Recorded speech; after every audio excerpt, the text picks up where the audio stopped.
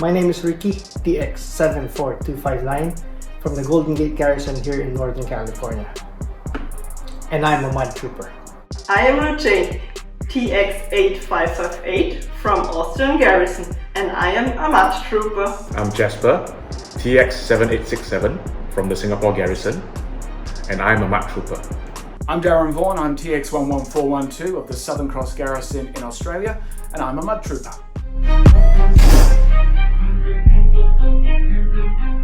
What drew me to the costume was the silhouette of the character. It's very well defined, yet it's clearly part of the Star Wars universe. I also love the poncho. It's like a nobleman's cape. It lends some air of regal quality to the character amidst the grime. It's like it's dignified dirt. I already own an Imperial officer and a Stormtrooper and thought it would be great to have a real dirty armor too. And when I saw Val in the solo movie, she was just badass. Also, you don't need to polish your armor. Every scratch looks like battle damage. What attracted me to building this costume was that you don't find many Star Wars characters that are dirty and muddy and worn. It had a very real world look to it. It looked like it stepped straight out of the trenches of World War I. So for me it was the goggles, the respirator, the hoses, and then this whole kind of dirty down look. It was unlike anything we'd seen in the Star Wars universe before, and something that just really piqued my interest. Since my costume was identified as the model for the detachment CRL, not much information on how one is accurately built was available at that time. I really had to rely on the help from a most wonderful Mudtrooper builder community I'm proud to be a part of. And I had to experiment a whole lot and come up with my own build techniques. I got a lot of help from 501st Legion members all over the world. As an example, I got some 3D printed parts from an Austrian Garrison colleague, hose and belt from Germany, soft parts from the Philippines, and Alex, my friend from the German Garrison, built and weathered the whole armor perfectly. In terms of a build, it was relatively easy. Previously, I built a First Order Stormtrooper, so that took a lot more time and effort. With this one, the key really was not so much the build, it was the look. It was getting that look right, it was the weathering. So build-wise, relatively easy, and one I would certainly welcome the chance to do again. I don't think there was any one particular part that was challenging.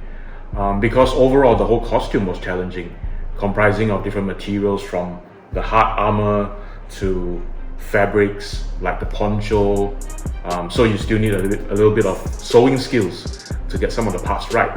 The Mudtrooper looks easy to build, but the details are challenging and tricky. Wasn't looking forward to the goggles. It was the last thing I did on my build. That was for a reason, but I'm glad to say that it turned out all right in the end.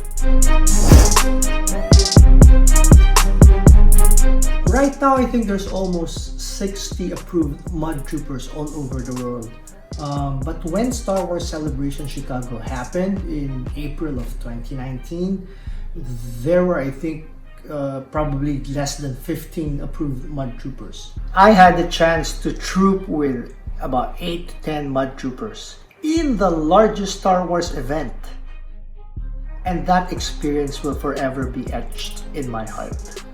I think being a member of the 501st Legion is not about just trooping in a costume, but I think the process of building that costume, bringing it to life, is equally important. And it gives you a lot of personal satisfaction knowing that the movie realistic costume that you're wearing was originally a few pieces of plastic that you have painted and glued together and brought to life in that sense. I've absolutely loved the Mudtrooper build experience. It's been quite an interesting journey from 2018, having first seen the costume, all the way through to 2020 building it, and all those days in between when we would uncover the found parts that made up certain parts of the costume. Really exciting stuff, and really interesting to discover some of the techniques behind the build and then be able to replicate them in my own build. But I don't consider myself completely finished yet. There are certain accuracy mods that I want to challenge myself to do, so they will come in future, but for now it's done, and I really look forward to seeing more Mudtroopers emerging throughout the world.